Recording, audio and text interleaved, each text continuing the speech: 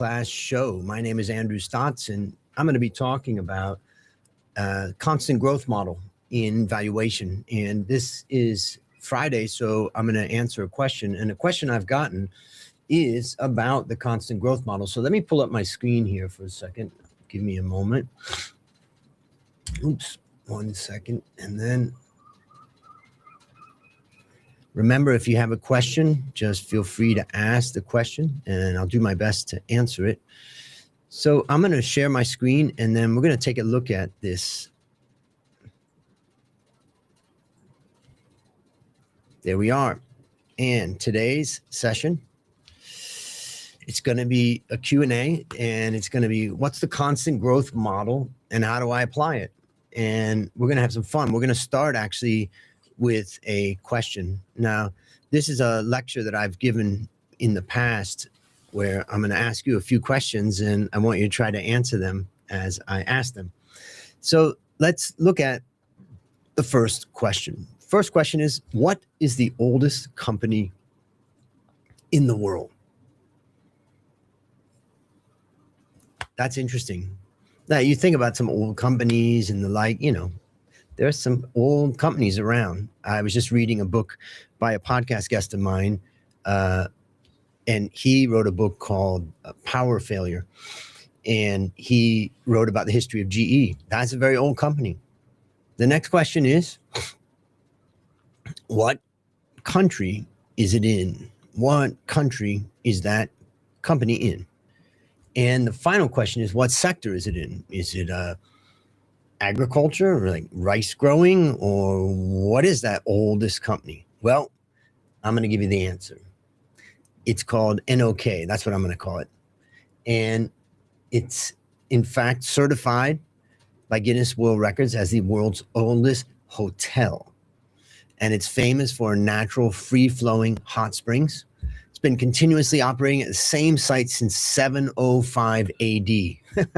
That means uninterrupted service for 1,321 years. I mean, that's crazy. Nobody guesses this when I talk about it. And it's been run by the same family for 52 generations until 2017. And they sold it eventually to a company that now manages it and tries to maintain it. And there it is. Let's go. I can't wait to go to Japan again and see what's going on there. But that is what it looks like. And it would be pretty cool to go. Now, why am I talking to you about the oldest company in the world? Well, how does that tie into finance? I'm going to tell you now. So let's go back to this company's founding. Let's imagine that it's 705 AD. And to value NOK, we're going to use the dividend discount model. So we start with a dividend. Let's imagine the company paid out 100% of its profits as dividend.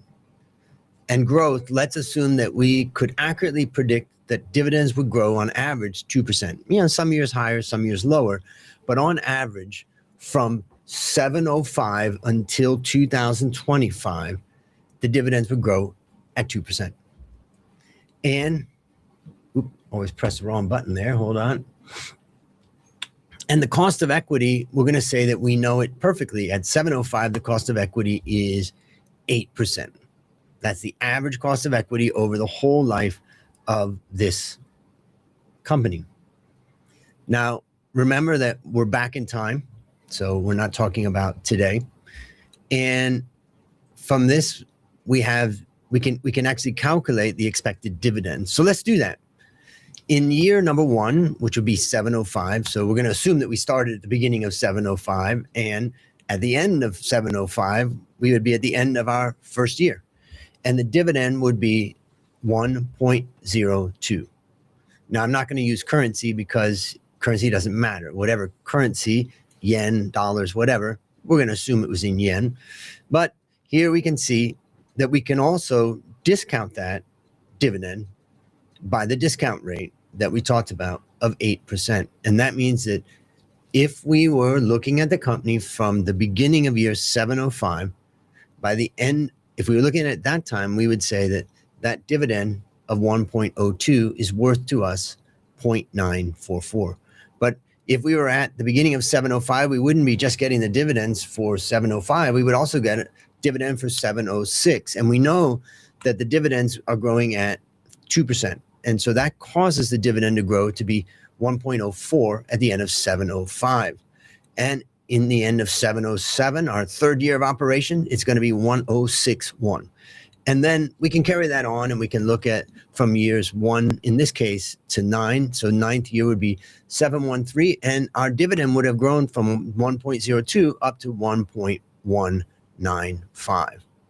So now I'm going to collapse the column, the rows, and I'm just going to look at the row of year 2016, which is the 1,312th year of the company's existence. And dividend is going to be, get this.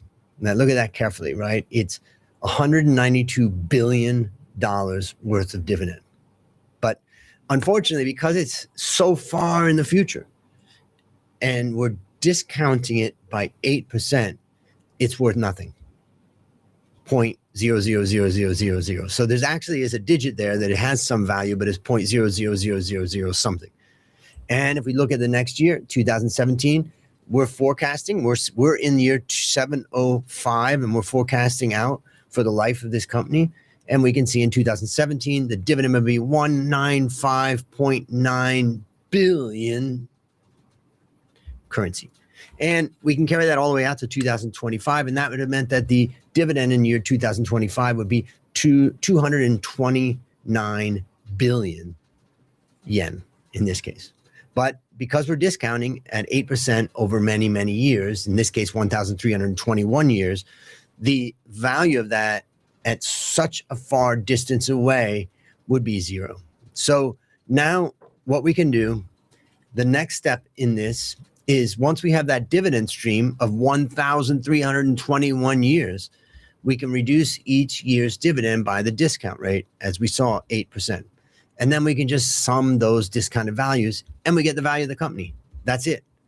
Again, we sum the present value of the dividends, and that present value is using the cost of equity and the raising each of these to the number of years. And we can get this number, the sum of all the discounted dividends at a growth rate of 2%, cost of equity of 8%, the value that we would be forecasting in year 705 is 17. All the future dividends are worth 17. Now, we could solve this problem in an easier way. I want to introduce you to finance economist Myron Gordon. He lived until 2010, and he was a professor of finance at University of Toronto. And I studied him when I was young. And in 1956, along with Eli Shapiro, he published a method for valuing a stock or business now known as the Gordon Growth Model or the Constant Growth Model. His Gordon Growth Model values a stock as the present value of dividends that grow at a constant rate. Well, we are using a constant rate of growth of 2%. And it's a simplified but practical dividend discount framework.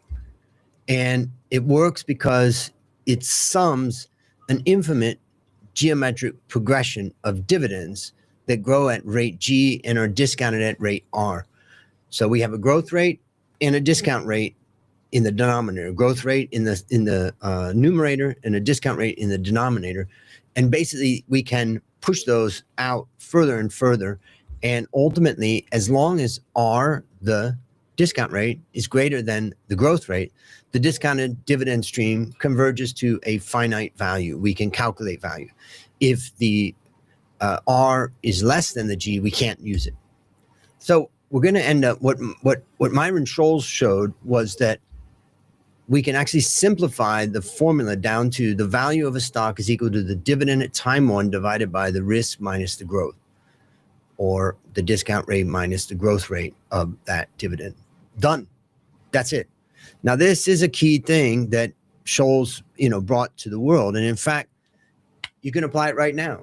You don't need a fancy forecasting methodology. You don't need to build a big model. You can just simply say, what is the dividend I'm expecting for this company at time 1, meaning 1 year ahead. What is the discount rate minus the growth rate? You put those in, and you are going to get, and now let's assume that you're putting in the right numbers, right? That's the hard part, is coming up with the right numbers. But if you've got the right numbers in there, then you are going to get the value of the stock. You can do it right now with NVIDIA or any others. Now, what's also interesting is when you bring it down to these 3 variables, we can manipulate things, and we can actually calculate. We can use, instead of using value, we can use the share price. And we can say this share price at this discount rate, let's say we use a discount rate, and we come up with that, implies a growth rate of X. And if that implied growth rate is super high, then we can say, ooh, this company may be overpriced. Now, I want to show you some other stuff about this. So again, all we need is the dividend at time 1 and the R and the G. So let's go back to our cash flow for NOK. Here we had the table of the dividends, and in fact, we only need the first one, 1.02. We know the growth rate is 2. We know the cost of equity is 8. So if we plug that into this formula, 1.02 divided by 0.08 minus 0.02, we are going to end up with what? The exact same result as what I showed you if we were actually to forecast all the dividends.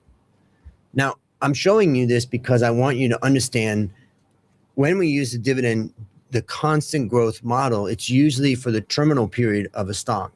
And now you can understand that that model is very robust. I mean, it's perfect. And so now, ultimately, the only thing that an investor can get from a company is dividends. If you're not working in the company, the best that you're going to receive is dividends. And if you hold a stock for forever, you get the dividends from that stock forever. But nobody holds stock forever these days, right? Everybody's selling stock, 6 months, 3 months. Next thing you know, they're selling stock. So, but imagine that Warren Buffett has held Coca-Cola now for nearly 40 years. That's an incredible amount of time. Now, it's not 1,300 years, but still, it's long. Now, if you buy a stock at the beginning of a year and you sell at the end of the year, what are you going to get? Just 1 year holding. You're going to get the dividend that's paid for that 1 year's profit, and you're going to get the selling price when you exit, whatever that's going to be. So let's talk about valuing a stream of dividends. What I'm going to ask is, what is the value of the price at times 1? Let's look at this formula that I've just described earlier, but I'm just going to mention it here. If you hold a stock for 1 year, you're going to get the dividend at time 1 plus the price at time 1. Those two combined give you the value. Let's say that the dividend is 2 and the price is 15. The value is 17. And that's how we get it. But the question that we want to have is, when you sell the stock at the end of 1 year, you got to sell it to somebody. Who are you selling it to? You're selling it to a buyer. And the buyer is going to give you a price. What are they going to base that price on? Future dividends from the company. So what about if you hold a stock for 2 years? You're going to get dividend for the first year and dividend for the second year, and then you're going to sell it in the second year, you're going to get a price. So you can see in the second year, you're going to get 2 cash flows, the second year's dividend and the second year's price. But what price are you going to sell it at in the market? Well, it's unknown, but I can tell you it's going to be based upon people's expectation of what they're going to gain from this stock. Now, we can do the same thing. Imagine that we hold a stock for 3 years. That means we're going to get dividend in year 1, dividend in year 2, dividend in year 3, plus we're going to sell at the end of year 3. We're going to get that price.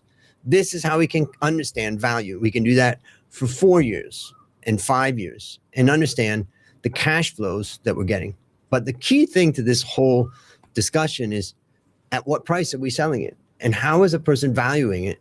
Ultimately, it comes down to dividends. Now, let's look at this first case. We're going to actually do it for NOK. So basically, imagine that we held NOK for 1 year. We would get a discounted value of the dividend of 0.94 plus a discounted value of 1606. Now, what is this 1606? That is the value of all the dividend stream after the first year. And I say sell at year 2 on there. I actually mean at the end of year 1.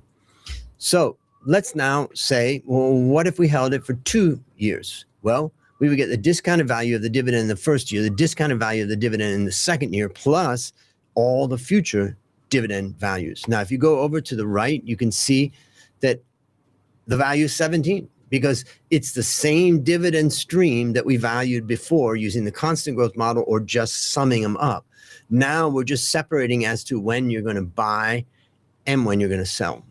And imagine someone buys it and holds it for 3 years. Here we can see for 3 years, you're going to get a discounted value of the dividend of 0.94, 0.89, and 0.84. Plus, you're going to get the value of all future dividends up until that point. In other words, if the market was perfectly efficient and this was trading in the market, you could sell it for 14.32. And we can carry this formula all the way down and understand that if we look at the bottom row, basically, we can count the number of dividends we received. That tells us the number of years that we've held it. So dividend 1, 0.942, 0.893, 0.844, 0.85, 0.75, 6, 0.71. So imagine we held the stock for 6 years, plus we sold it for 12.06. Where does the 12.06 come? That's the price. And I'm saying that that's equal to value. And the value is the sum of all future dividends over the whole period. And in this case, what you can see is that 71% of the value in this final version at the bottom comes from the selling price in the 6th year. That's different from if we only held it for 1 year. 94% of the price would come from the price that we sold it at the future period. So this gives you a little picture, and that's the main thing that I want to talk about today. I wanted to discuss the idea. Let me just stop sharing here. I wanted to make sure that we have a clear understanding of the constant growth model. Once you understand the constant growth model and understand that it is academically rigorous, I mean, it works, then you can start to think, wait a minute, Andrew, I don't even really need to do a big forecast of free cash flow and all that. I can just use the constant growth dividend model. And I have a friend of mine, his name's RJ, and he was managing a portfolio of his own money for many years when he was younger, and he still manages it now. But the thing I asked him, how do you value the stock? He says, I only use the constant growth model. I never do forecasts and models. And that really got me thinking about the value of the constant growth model. So now you know the constant growth model and how that fits in with the dividend discount model, and then how you can apply it. That's the main lesson I wanted to get across today. And I hope you have a great weekend, and I will see you